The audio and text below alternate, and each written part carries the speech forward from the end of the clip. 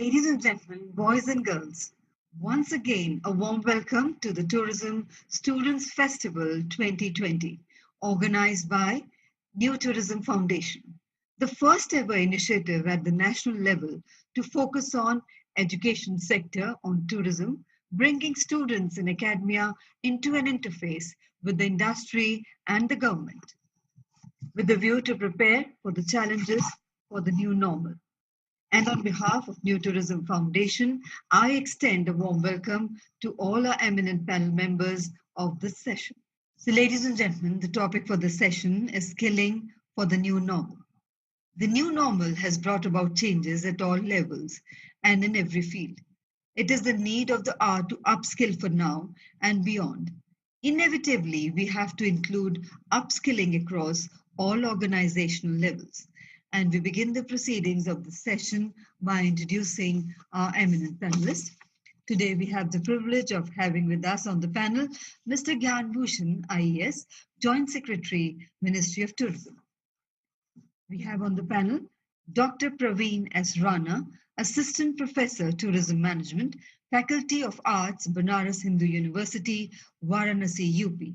He's a life member of Indian Tourism and Hospitality Congress, ITHC, Advisor Board Member, Tourism and Leisure Studies Research Network, USA, Intact Life Member, and ACLA, Asian Culture Landscape Association, Korea and India member.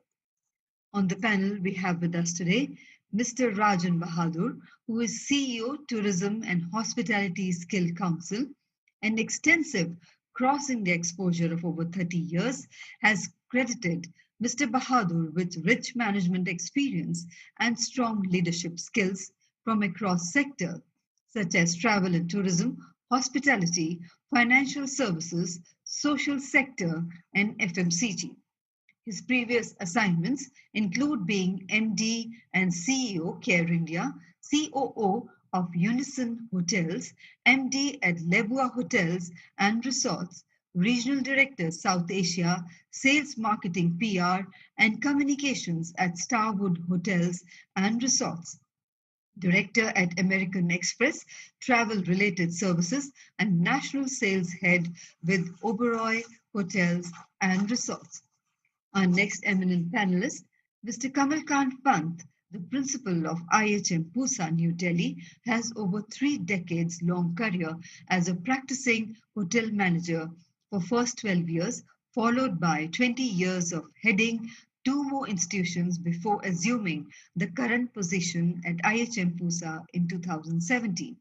He had the privilege of starting the first hospitality college in Nepal as its founder principal, which he nurtured for 11 years before joining IHM. As the principal secretary for 6 years, he has moved to IHM Pusa 3 years back in the capacity of principal and secretary of the iconic institution. Our next eminent speaker, Professor Dr. Omkar Nath Mehra, is a professor and dean School of Hospitality at Galgotias University, Uttar Pradesh. He is a life member of All India Management Association, IMA, Indian Society of Training and Development, Indian Culinary Forum, ICF, and International Society for Hospitality Education. He has been member of jury for National Hospitality Skills Competition at IHM Aurangabad and ISHE Awards. He is a member of BOS, Board of Studies of Ansel School of Hospitality, Ansel University, Gurgaon, and he is an Academic Excellence Board member of Edinburgh, a Sahara India Parivar venture. And ladies and gentlemen, this session is being moderated by Professor Dr. Sudhir Andrews. Dr. Sudhir Andrews is a graduate from St. Stephen's College, Delhi, and an MBA from IIM Ahmedabad. He's commissioned the Oberoi Center for Learning and Development, OCLD, Delhi, member personnel on the divisional board of ITC's Welcome Group, and commissioned the Welcome Group Graduate School of Hotel Administration, Manipal and Management Training Center, New Delhi.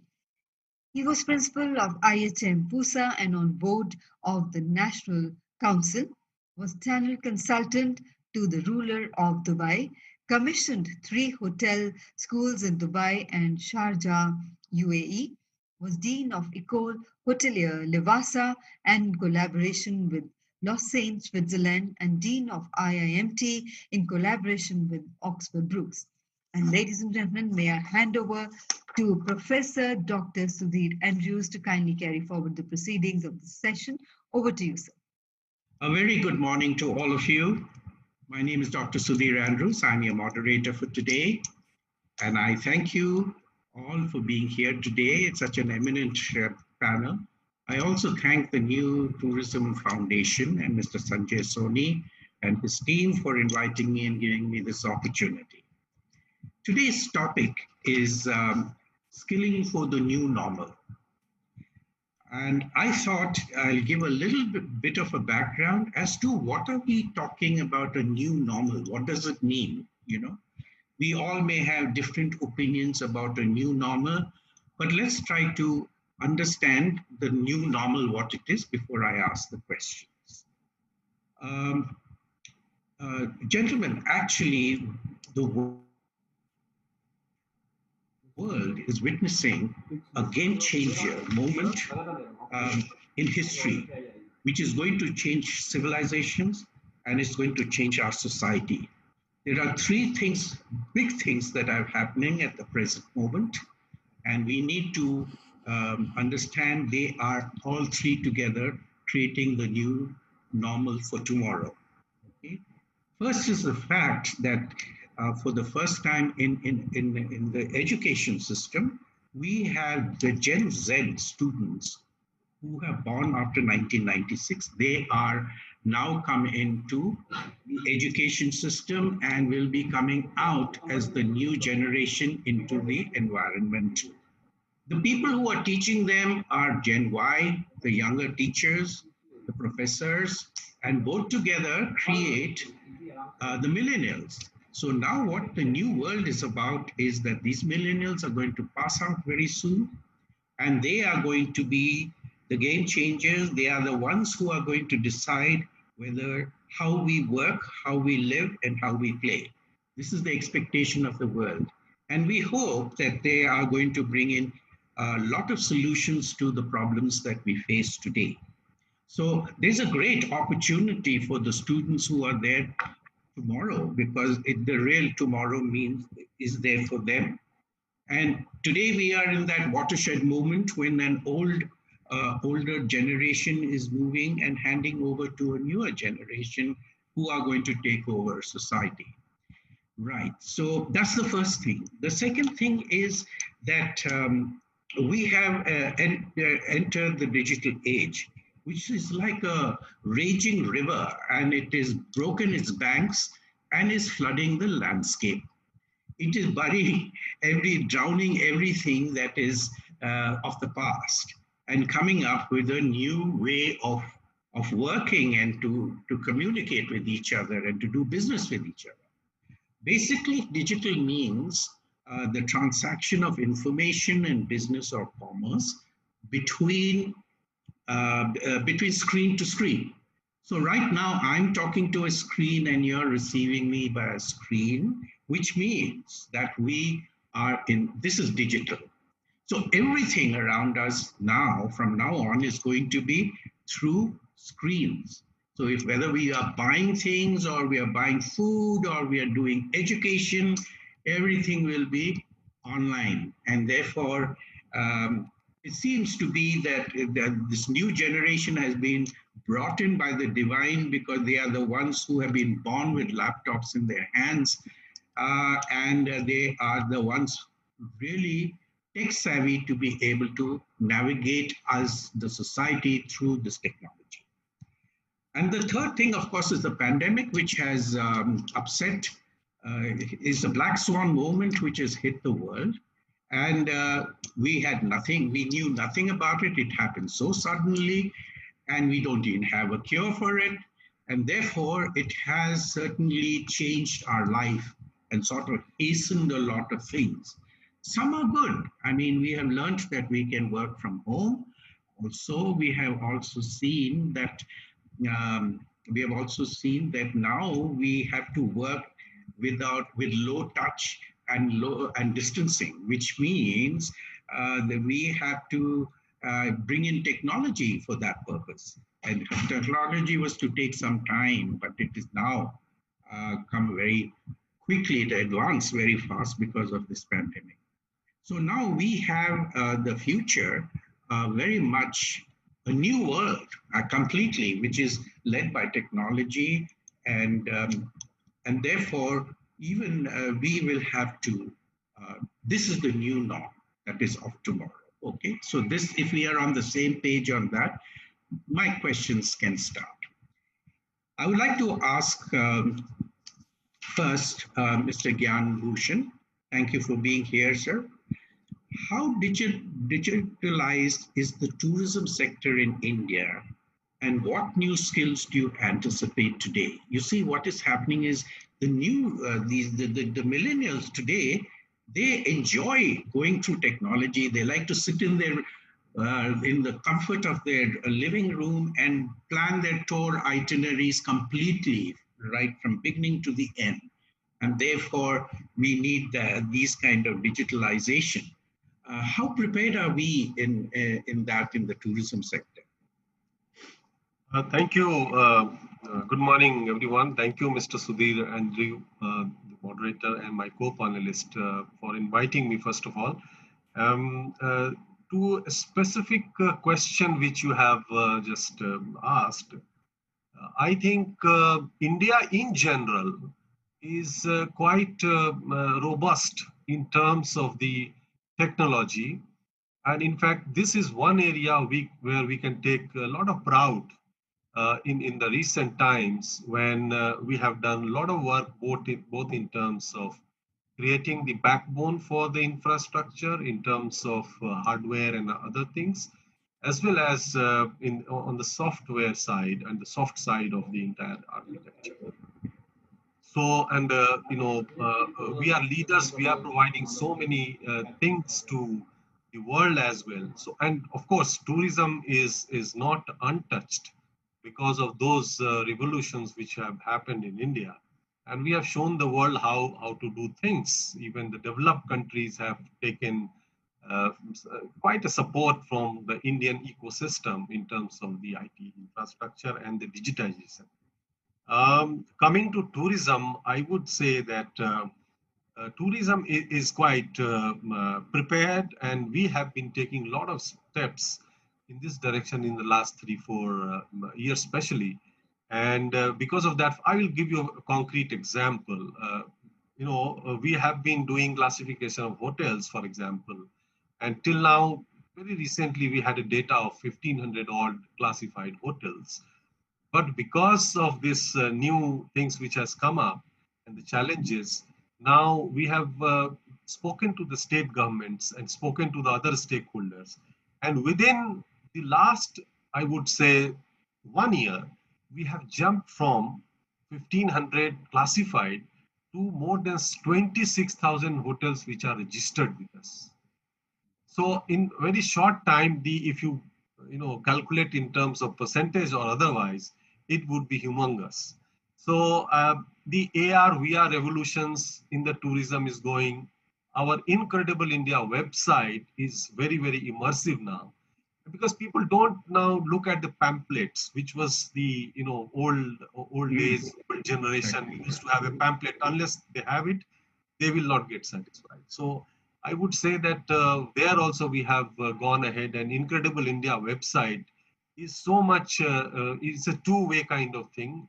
And we have been doing a lot of data analytics, and we have been doing a lot of artificial intelligence also we are trying to put in there. And there we see a lot of employment opportunities, the new generation business models. And this is one of the reasons why people are feeling the pain in the tourism sector, because we have to mend our ways, we have to mend our things. Another example I would give you, the Incredible India Tourist Facilitation online skilling courses, which are there where you have basic, advanced kind of skilling courses, and you get it, and then it's all online. So this is also going to help a lot in terms of the soft side of it. People can, every district, every village can have one or two tourist facilitator, and that would give comfort to a lot of tourists, because especially in India, if you go to some remote place, you always look for trust. So that trust, with trust, the skill has to be there. So I think these are some of the examples I can go on, but I think with the limited time, I Yeah. would set these things upfront. So obviously, the tourism department is doing wonderfully and is looking at creating bigger, Wi-Fi spread across the country, and would be creating new platforms continuously from now on. I'm sure that is the plan, generally speaking. Would you agree there? So that we Wi-Fi, I would say Wi-Fi is one medium. Other is the now with the 4G data and the fiber things coming and a lot of yeah. other things, broadband, not only through Wi-Fi, but Hmm. otherwise also without a Wi-Fi also. If you go to generally tourist places are at some remote or some distant places. So if you are going to go there, your mobile data network is there, and you can have all the kinds of internet facilities on your mobile, and it may not be necessarily has to be a Wi-Fi. It may be Wi-Fi could be one option. Yes. But in a typical complex, you can set up a Wi-Fi setup. But otherwise, also on the move, on the trains, on the buses, even now on the aircrafts, you have a Wi-Fi. Now, I think Yes, absolutely, absolutely. Yes. So Wi-Fi is one modem, other is your mobile data. Yes. Right.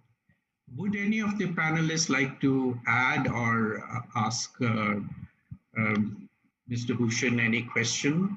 If that is. Yeah, if I may sort of come in. Yes, certainly, Mr. Bhagwan. So I think very well articulated by Gyan, and I think with his experience, he is making a lot of comments which are actually the reality. I just want to sort of add to what Gyan just mentioned, that actually today digitalization is the leading theme across not just tourism, but you see hospitality, banking, Yes. and hospitality tourism is very closely linked. Aviation, all that is very, very closely linked.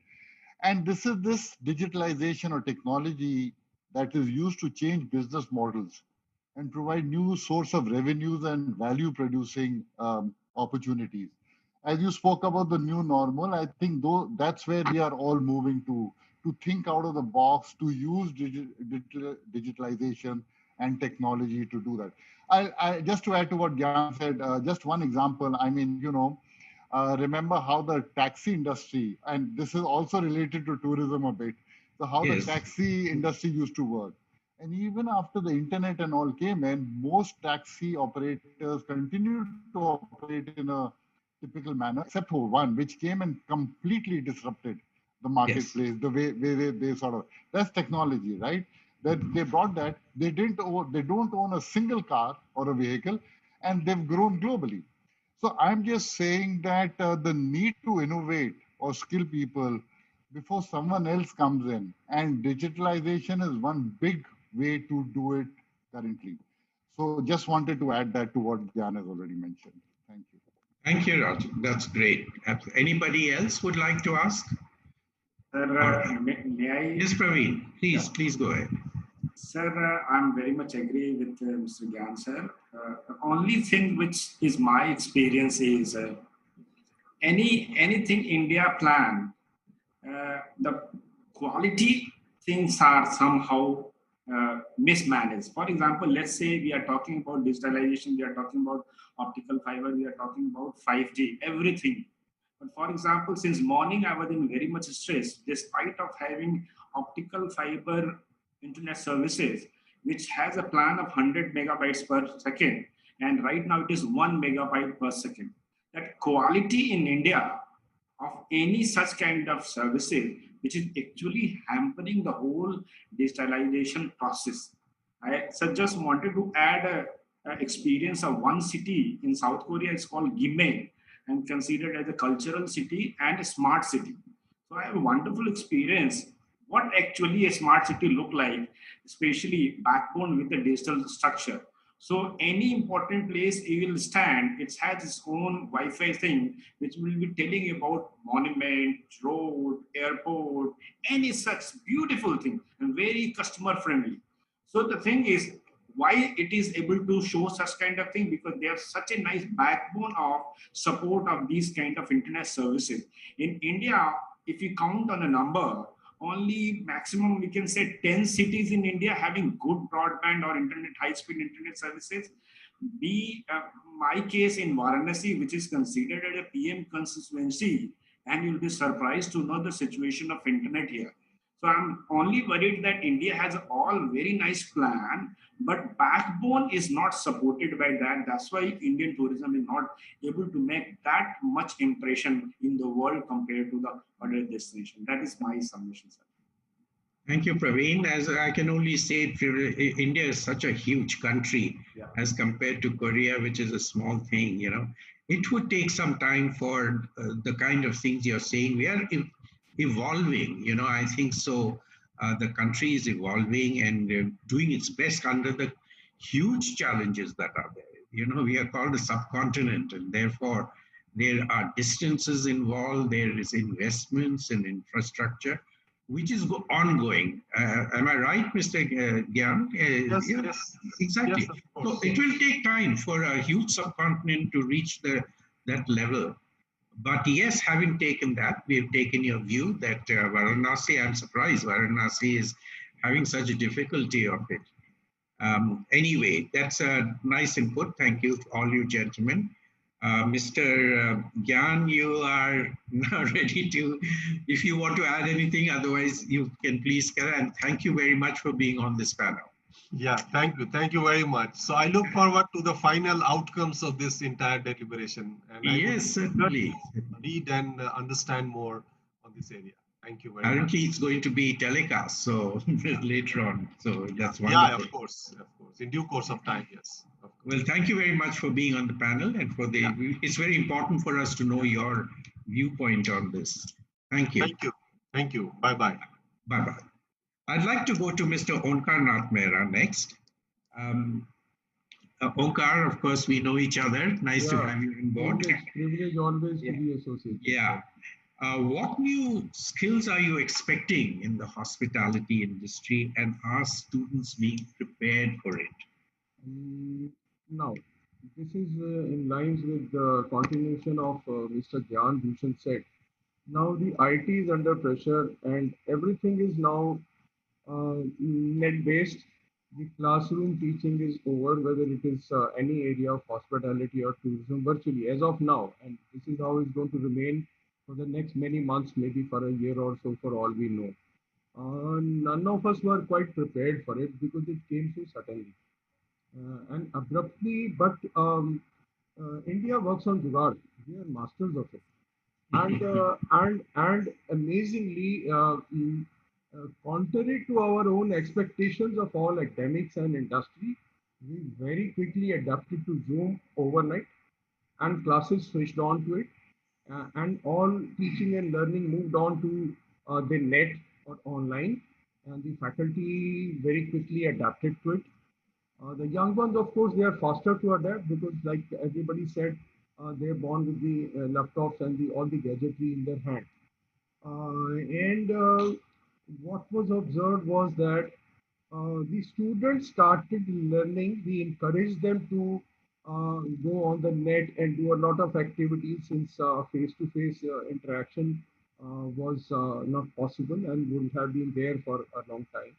So we quickly adapted to the Zoom or the MS Teams and such other things, and it has worked wonderfully. We've had near close to 98% or 100% attendance in these sessions, which is amazing. Okay, so students sitting way back in Bihar, 3,000 kilometers away, or in interiors of UP and other places, are very comfortable with the phone and the laptop, whatever gadgetry is there. And the communication is under pressure. So it is always that the tourism needed communication, Hindi as well as English. Okay. But in this present phase, the communication has become more important because of the communication between the guest or the customer, whatever we may choose to call them, and the service provider not being face to face in many cases or most cases as of now.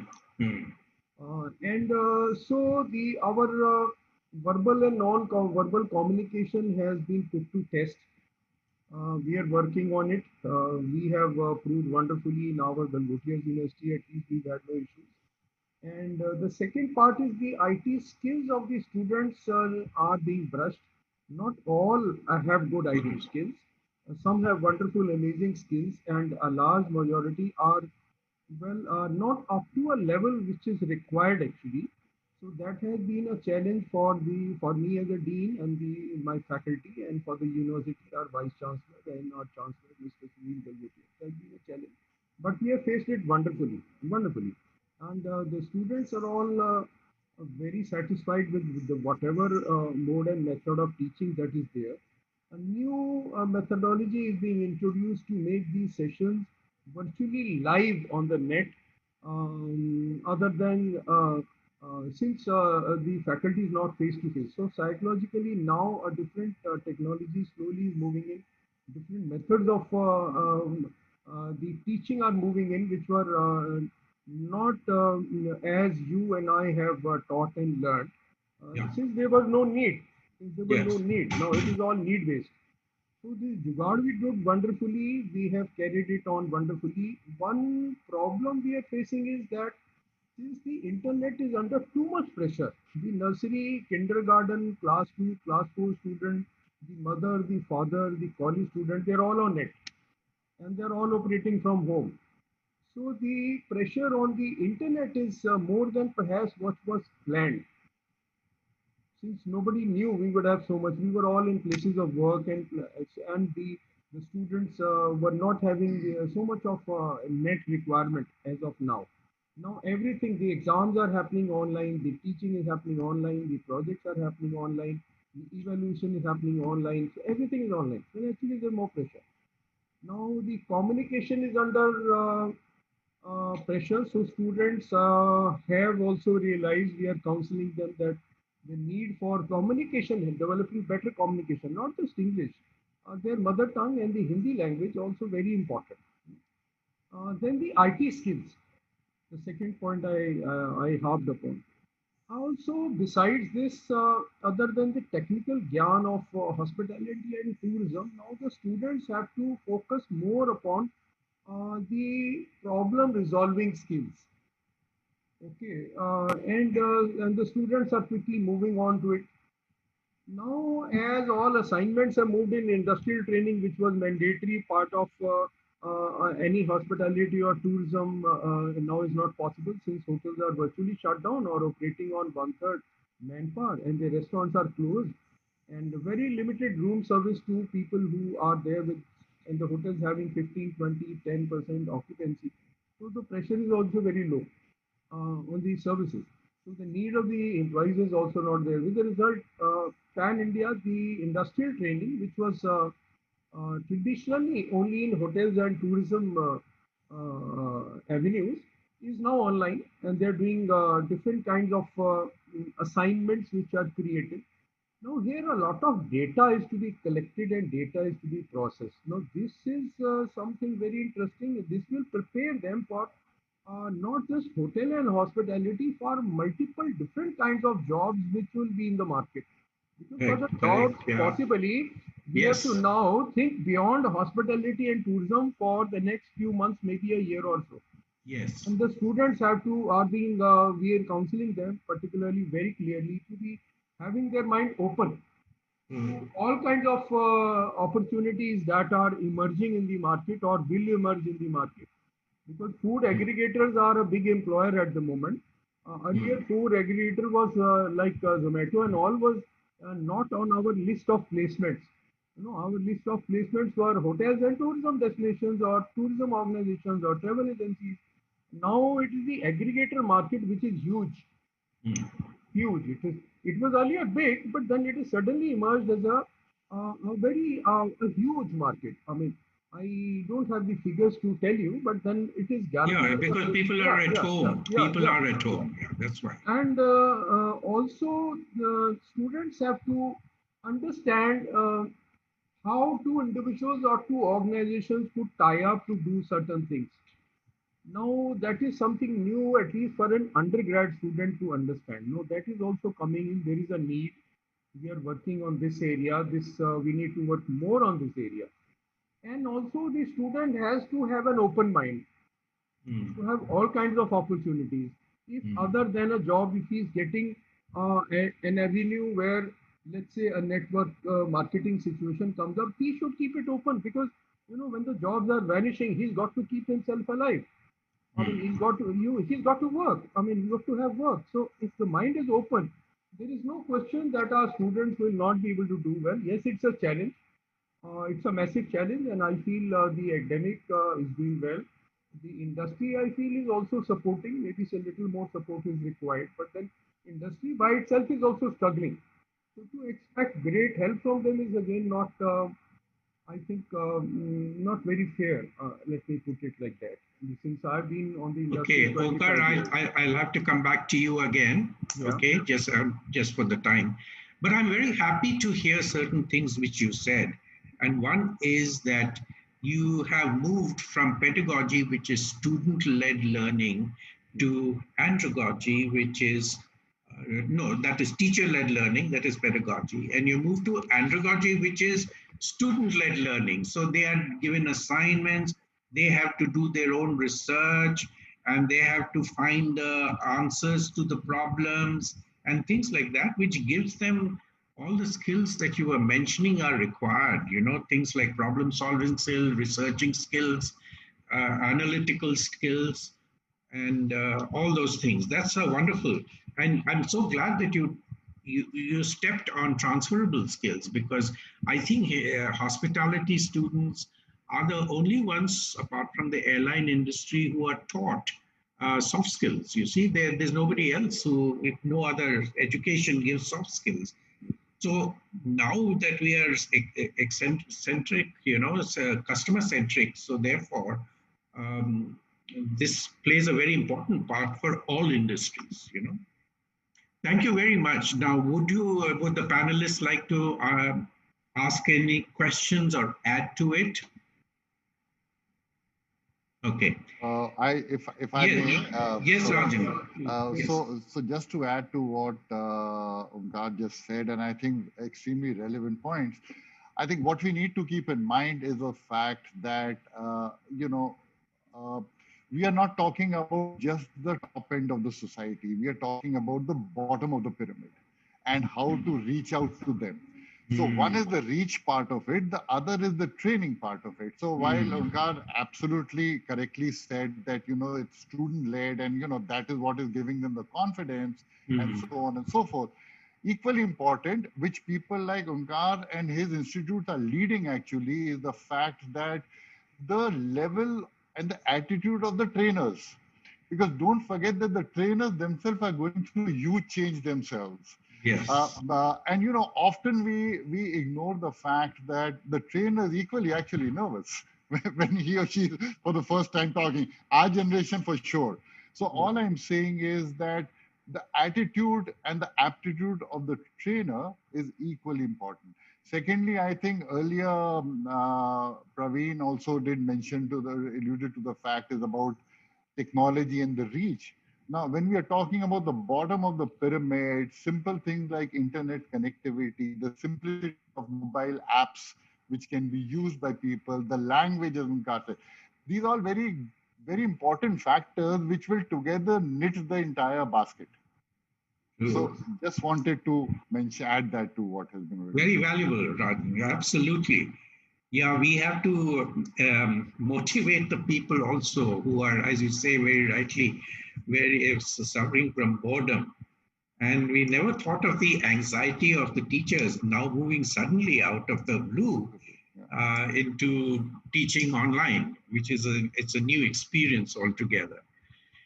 Right. I'd like to come back to you now, Mr. Rajan, with the next question. Praveen, do you have any things to say about that point, or nothing, sir? Thank you. Nothing, right? Okay. For you, Rajan, it is believed that millennials do not wish to be corporate slaves. but master of themselves. Do you see a strong need to give more importance to developing entrepreneurial skills? Okay, so let me just rewind a little bit quickly Okay. because of the initial remarks that you had put in terms of skilling for the new normal, which is a topic which is Yeah. really actually a very exciting topic. Yeah. But if you actually put our hands to our heart to say what is the new normal, I mean, Yes. the goalpost is changing every day. I Yeah. mean, from pre-COVID days to March to April to June, and now, who thought that the world will shut for the next 5 months or six Yes. months, and it will Yes. take forever for the hospitality tourism industry to, it is a matter of survival. Forget revival. Mm. First survive and then revive. And Mm. guesstimates are up for grabs. 2 years, 3 years, 18 months, whatever it is. So I'm just saying that the changing goal, there's a constant need to innovate, to align, and to adapt, which actually means that this old that whole thing about, I personally believe that today's skill development is not just a choice that we have, but it is essential to survive Essential. and to be successful. Yeah. And that old the thing of survival of the fittest has gone out of the window. Today it is survival of the quickest. How quickly do you adapt to changing scenarios? How quickly do you align to the changing situation is all about what keeps you ahead of the curve. I mean, Unkar spoke about the fact that, food delivery processes and all of that. Hospital, which is a new phenomenon. I mean, it's completely come and disrupt. I spoke about the taxi services and things like that. Yes. They have completely come and disrupted the market. Now, coming back to the specific question about millennium and entrepreneurship and so on, so I believe that it's basically this whole pandemic has been like a slap on our faces. It's a wake-up call. Uh, People have lost jobs, and I think there'll be more and more people, especially the millennials, who would like to do things on their own more than before. It's not that it's a new phenomenon. It was always there. But I think the risk-taking ability of the millennium, of the youth today, and the opportunities available today Correct. are far Yeah. greater. Correct. So I think it's not a new phenomenon, but I think the circumstances has fast-forwarded the whole thing. Yes. The other thing, of course, is the fact that mobility, with the lockdown and all, people have gone to their own cities and towns and villages. They are not still convinced or confident of coming back and finding a job. So what do they do there, sitting there? They start off their own thing. From Tourism Hospitality Skill Council, which I head, we have a lot of emphasis on entrepreneurship. So for example, when you're talking about, how you can do homestays, you spoke about, not just the technical aspects, but you also spoke about soft skills. Extremely important. The guy may be able to use a computer sitting in a C category town, but how to welcome a guest, how to have hygiene, which is the mantra today, is something that we have to reach out to him. And they're willing to understand that today. They're willing to take that step to convert one room in their house into a homestay, give the local flavor, local culture. And you need to bring in all that technology. So it's not in the questions that you've asked up to now, Sudhir, are all very linked and very relevant because it can't work in silos. It has to Right. overlap. It Yes. has to overlap with each other. And I think, given that sort of a situation today, and I can say the youth in our country, we have all grown up hearing that famous story about a glass half empty and half full, right? And the way you perceive it. Now, the half empty that we see is actually not empty. It is filled there. And that is the space that we are all in today. This is our space where we can easily disrupt that, dislodge that, bring to the table new value, think out of the box, and encourage our youth to take that step forward through technology, through digitalization, through courses that we are all running, whether through university, online, and so on, to show them the direction. So my moot point out here is that they're willing to do it. We need to lead them. We need to show them the direction. And as leaders in the industry, it is almost our duty to take that opportunity and drive forward. You know, I was on another discussion a couple of days ago, and where I was asked this question that what is your message to people who are going through hospitality courses and so on and so forth? And my answer to them was very simple. It was basically the fact that today most sectors are reeling under the pandemic and there are no jobs available, right? Having said that, or very few jobs available. Having said that, this is a great opportunity for students who are taking careers in hospitality. And I'm not doing a sales job here. I change industries myself, so I can tell you that people who they are already riding the high wave in terms of the opportunities available. They already are, as somebody else, co-panelist said, that they are used to technology. They're born with a laptop or a mobile app and so on. And I'm still struggling, but they are born with that. So it comes in natural. How to channelize those energy into the right directions, to multitask them, multi-skill them. Tomorrow, I mean, today, as hotels are going to open, or even tourism sector, I mean, three jobs could get combined into one: front office, guest relations, duty manager, and you got to do multitasking. And who better placed than these youngsters today who are already there? So I'll just rest my case here, but yeah. No, it's wonderful what you said, Raju. Absolutely wonderful. I'm very tempted to ask you one more question. And that is, since people don't want to go to busy vacation centers, they want to go out into nature and they want to get out. There is now this thing for destination development. And so do you see a lot of opportunities opening for students to train the local people in the soft skills and to help them build a business and those kind of things? Do you envisage that? Yeah, absolutely. So you're very right. The fact is that India as a country geographically has a huge advantage of diversity, culture, destinations. So that's a great opportunity. The other thing is that given the current situation, people, unless it's an emergency, would not like to take a flight, go to a destination, on stay in a property which they are not familiar with. So more and more vacations by road, more and more last mile connectivity as far as possible. And to that extent, people are fed up of staying at home. And the millennium are the guys who are actually wanting to it's what you call revenge tourism. Right? They are very adventurous, actually. Yes, absolutely. They are, and the risk-taking ability.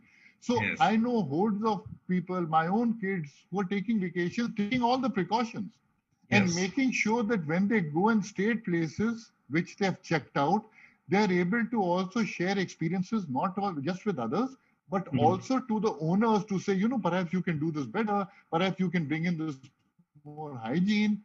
And I must say that smaller properties tucked away into the nature are also coming out with very innovative things. It's not hygiene in front of the house, but it's also back end.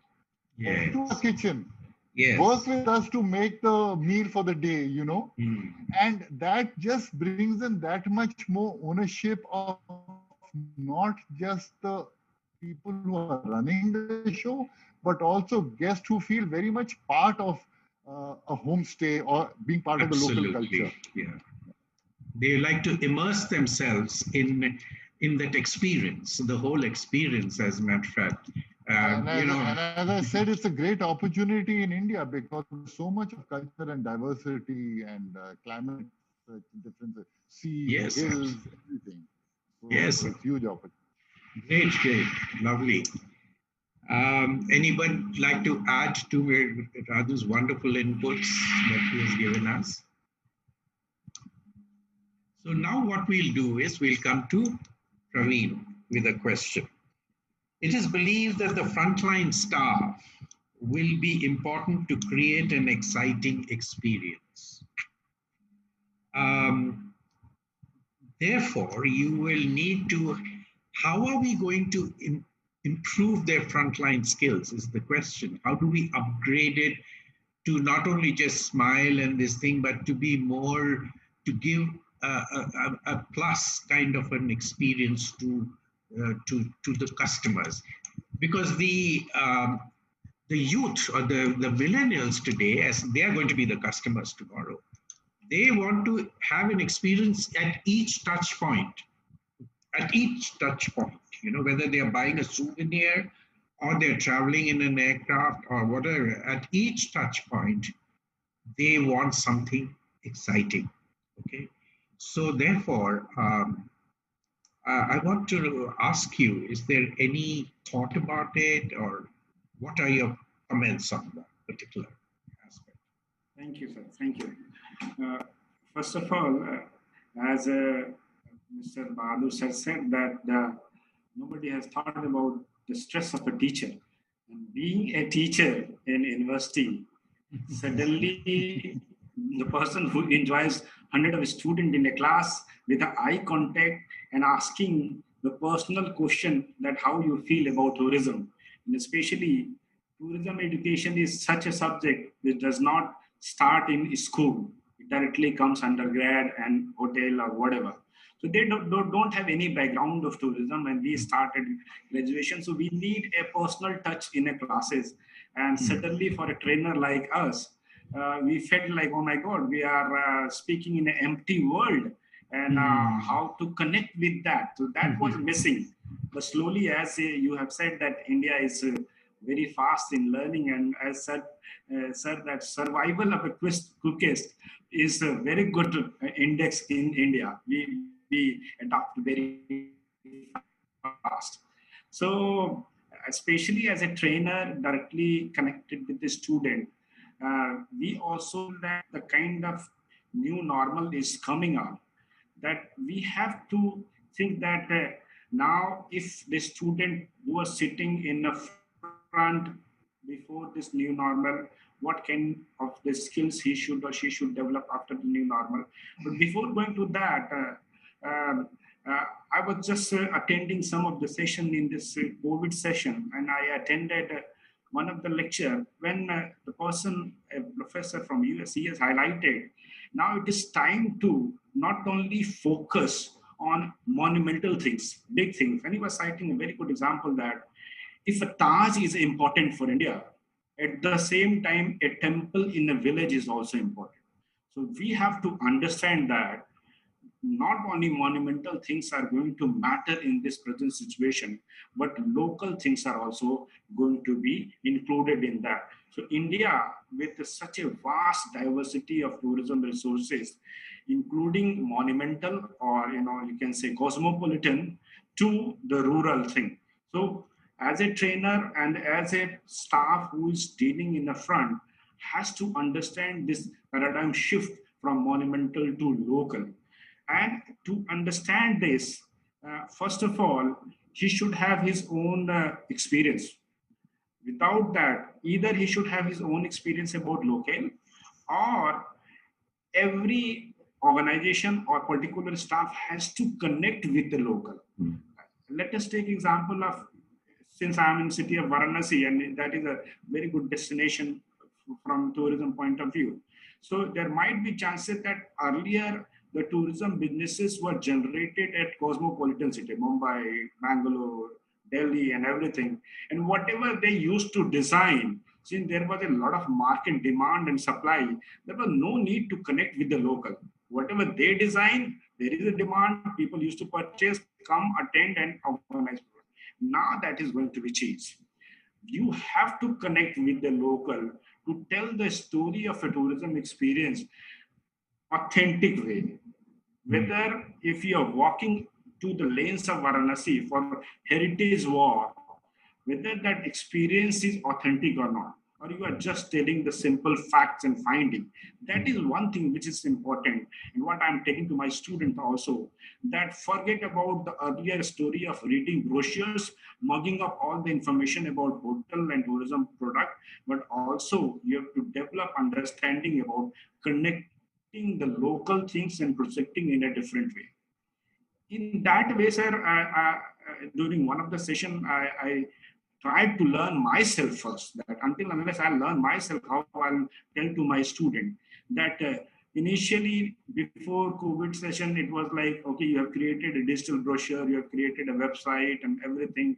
Now, anybody, any customer trying to search and see how to give change this experience. So I contacted an organization called Remote Sensing Organization, that how better way we can create our brochure. So I've learned a skill that a brochure can be created using GIS technology. Suppose I'm talking about a pilgrimage circuit in Uttar Pradesh, which connects Varanasi, Allahabad, Kaushambi, Kushinagar, and everything. What we used to do earlier, we have to create a black and white or colored brochure or website and tell to spread to the customers, potential customer or existing customer. Now, if we are using GIS technology based brochure, what are the benefit of that? Of course, the basic information about product and photograph will be always there. But if it is equipped with GIS, the customer will be able to see the exact locale, scroll down the map, go here by there, look by himself that what are the souvenir shop, what are the other destination, how we can move, how far we are. So customer is not only bounded with the boundary created by organization or sellers or tourism product survivor. So we have to bring such kind of those technologies, which is nowadays very easily available. Earlier it was not. Nowadays very easily available. So we have to make our frontline staff adapt this new type of technology, compatible with that, develop himself, that how, suppose customer is not able to come to the office in this period. Now you have to share this link only. Look at, so this is the product, and now you can explore yourself. It is not only the boundary which an organization has shown, you have also, you can explore that what is 200 kilometers apart from Varanasi, what is away from Haryana, what is there. So you have this space there. I'm talking about, as all the panelists were telling, that how to use this new technology to give new tourism experiences for potential customers. Second thing, sir, as I was talking about, and many people have said that people were talking about understanding the psychology of a customer. What I can see in university, I've not seen any of the syllabus which really focused on understanding human psychology. I've not seen. That is a part of BA psychology or MS psychology or maybe medical psychology. But in tourism, I must feel that now this is a high time to give focus study or training to understand psychology, which will ultimately help in understanding emotional intelligence of a customer. So not only you are supposed to give only information in black and white, but also trying to understand his or her angle and then suggest new things. Until unless you are not able to understand frontliner, then you will be not able to transfer or convert into business. So I'll suggest that in our academia also, or in the industry, this particular portion we are lacking, and it is equally important. So next is, as I've already covered in that there is a need of creation of a new kind of product, not only a golden triangle, but also a local circuit. So for example, let us take my case. For 6 months when I was stuck in my home, I was not able to go ghats of Varanasi. So I thought, why not to explore local temple? And then it was a surprise for me that there was a 13th century temple within 1 kilometer from my house, which I was not knowing. So this is the lag. I think we have to encourage our frontliner or student, those who are coming up for the industry, that better you explore first your local, so that there might be chances that the future customer will ask about what is nearby places to me. I'm sitting here, what is local nearby places? Because he might not interested to stay in a night outside for longer duration of a tour and other things. And lastly, I want to sum up with that, sir, during the lockdown, I experienced that as soon as this lockdown releases and unlockdown 1, 2, 3, 4. I was just following a industry trends, and I saw one of the owners of a resort how he tried to promote his product.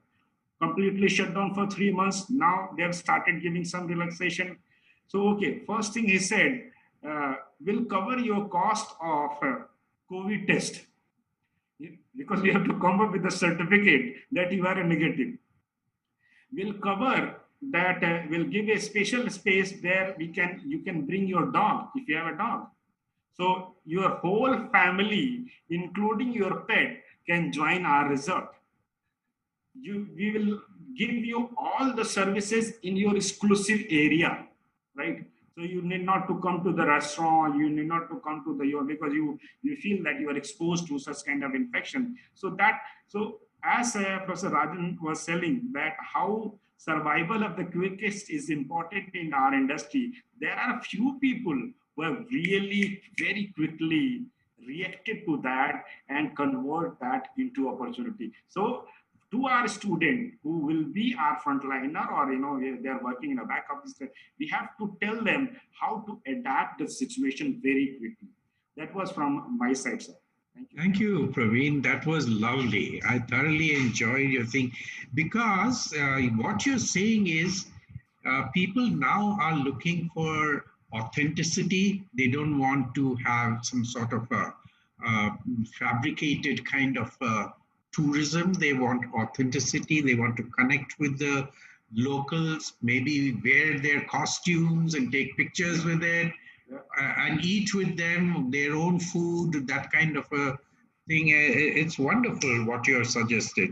And since we have a little time, and I cut Onkar off when he was telling his, here is a chance, Onkar, to continue. As a matter of fact, we are all very anxious to know what is the recruitment market. I believe that, according to me and my research, I think 80% of the students are going to start their own thing. Okay, all it needs is in a room, have a nice, good Wi-Fi connection, a laptop and a desk. That's it, and you got an office. Okay, and you can start one business, not only in the location but around the world. Yes. The world is at their feet. So how do you look at recruitment? Because this is a very vital question the students and parents are asking. This is an area of grave concern rather, for all of Okay.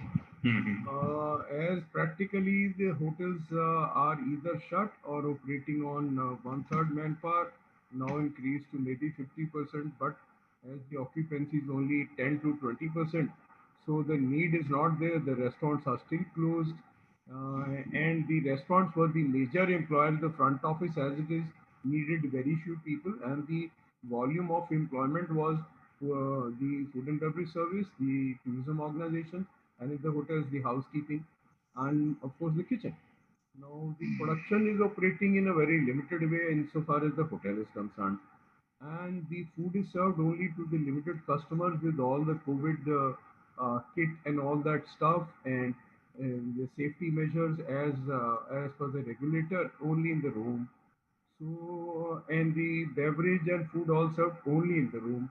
So the banquets also permitting only 50 people, and irrespective of the size, and now which is recently increased to 100. So as against a wedding of 500, for instance, or plus, now it is only 50, including the waiter, the pandit, and everybody on board. So the volume has shrunk.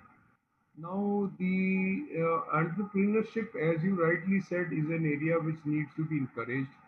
A lot of people, in my perception, are moving on to generating small avenues for themselves. Yes. For instance, I know my own neighborhood. Someone has got himself registered and operating on a daily menu, which is being broadcast on the WhatsApp and selling. They've tied up with a delivery situation, so they are delivering in South Delhi and most part of Delhi. And so employment is going to be in trouble, but it will pick up. We may be hit now, but we'll bounce back faster than any other industry. the moment we start picking up, our industry will be the fastest to adapt the largest numbers in employment. But this has given a very different situation where by force perhaps the student as well as the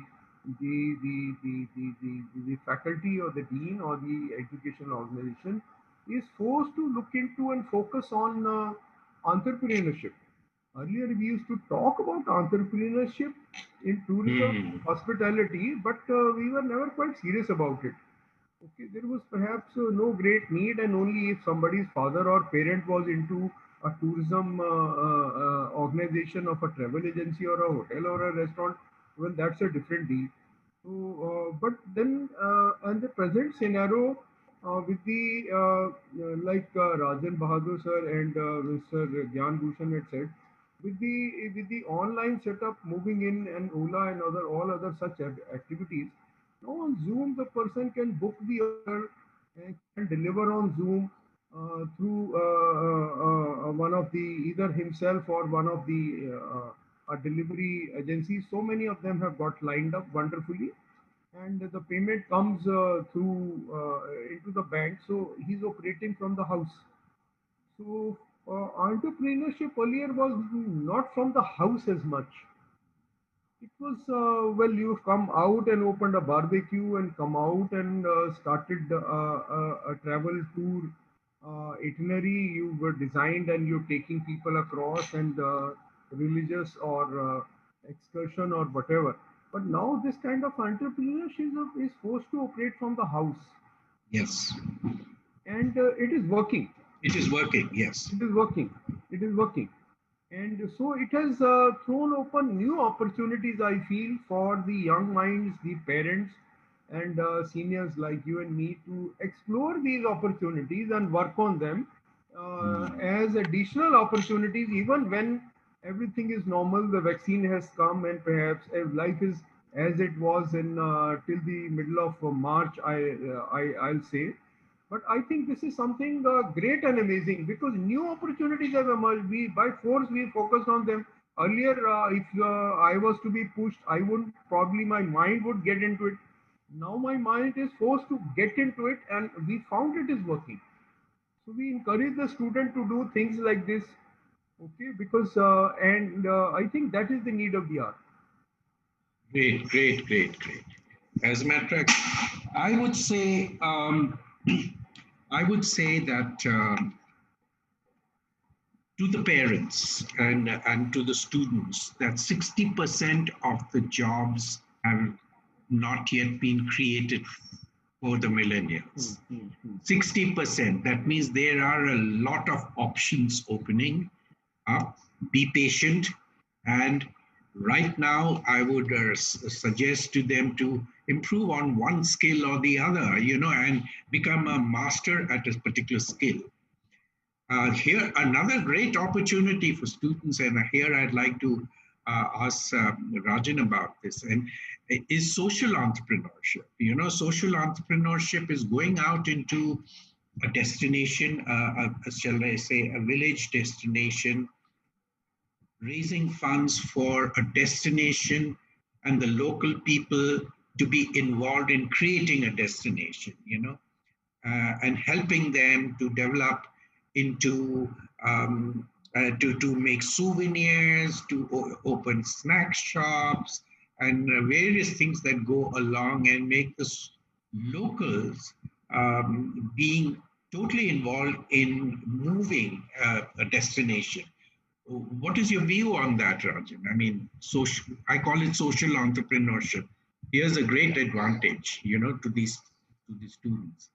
So you're absolutely right, Sudhir. I think social entrepreneurship is something, or localized entrepreneurship is something that is a huge opportunity today. As I mentioned in my earlier this when I was talking, was the fact that people may not want to come back once they have now gone to their hometowns or their villages. And all the more reason for them. Praveen spoke about the local, culture and availability and temples and things like that. So all of this sort of bit. But along with that, the issue is also the fact that if I'm doing let's say, a course in hospitality management, It is also important to utilize my time to do one or two other skills or Right. upskills myself, because we all know that it's going to become multitasking. And Yes. often we also forget about one complete sector or segment, which is people who are already working who are not certified. So Mm. recognition of prior learning. So, you have enough people in the industry who have been working for 5 years, 10 years, 15 years, they've got no formal certification. And then this whole thing about recognition of prior learning is also extremely important because that enhances their career growth. Now, often a lot of owners, entrepreneurs have said that, if we go through this, then we will lose our people, our employees. They will start going to for other jobs. And my counter to that is not at all, because if you are investing in developing skills of people who are working for you and showing them a career path, you are creating a pipeline for the future. And the guy will never ever go because he's already used to you. They go because they're getting opportunities where you are not moving them, they're stagnant. So if we're enhancing their skills, particularly during this, that's one thing. The other aspect, and I completely agree with Omkar, is the big fat Indian wedding has gone on a diet. So we have no qualms about it. But there's an opportunity. Yes. There's an opportunity because as an Indian, if I wanted to have a wedding of 500 people, today I may have 6 smaller events of 100 people just to make sure that I cover all the rituals, and to me, that is a business opportunity as an entrepreneur. Right. Absolutely. And we as entrepreneurs and as people need to then start looking at how we promote this. Because as a customer, I'm only thinking, oh, I can't do a 500 people wedding anymore, though I have the propensity to pay. But as an entrepreneur, if I'm able to channelize their thoughts into, why don't you do 5 or 6 or 7 spread across 3 months? I get regular revenue. Yeah. And the hotel is looking busy and everybody's happy. Thank you, Rajan. That is a lovely idea. Well, I'll have to wind up now that the time is up. I think the discussions were absolutely wonderful, wonderful. So much we have learned from each other, and for the viewers, the students, the parents, the faculty, and all that. And we have learned about andragogy, about making the students learn. We have talked about transferable skills into other industries. We have talked about students becoming vendors and aggregators themselves, to hotels, because a time is going to come when the hotels will concentrate only on rooms and not anything else. So they have a chance to come in. Like America today, they call it as a lodging industry and not hospitality, because they're concentrating only on rooms. And somebody else is running the restaurant, somebody else is running the spa, somebody else. So that becomes a great opportunity for employees, present employees, to be reskilled to do that, or new students to start off a business on that area. And there's so many things, Then we talked about attitudes and aptitudes and boredom, and how to get rid of that boredom. And we found that if you ask the students to do assignments and things like that, that boredom will go. And to align and adapt, survival of the quickest. That's a nice term, Rajan, that came from you. Multitasking, hygiene, backhouse hygiene, also monumental looking to local. I like that idea, Praveen. That was wonderful. That's a great opportunity. Then connect with the locals, authenticity, bringing other disciplines to understand a customer. Now, what we are saying, the hospitality management is not only about wines and all that, but we have to bring a little bit of psychology into the play, a little bit of anthropology into the play, a little bit of other things, pull into the courses. That means there's a great chance of an opportunity here. Well, Thank you for that rich input that all of you have given. I think it's going to go a long, long way for our students and for them to also be encouraged. All I want to say to the students and their parents also is this, that the future is for them now. The future is for the Gen Y and Z. They are the makers of their destiny. They have the million opportunities, as Mr. Rajan had said, million opportunities to convert even ordinary things into a business proposition. Okay, so now start thinking of disruption. I mean, we talk about the word disruption. Your job, the mantra of the digital age is disruption and innovation. So you bring in disruption in whatever we are doing, you know. And I wish all the viewers a great, great good luck and keep safe. And I thank the rich inputs that have been given by all you gentlemen. Thank you. Highly thankful to all our eminent panelists for their insightful and thoughtful addresses, and also to the viewers of this session. I'm sure that the takeaways of the session will enthuse confidence among students and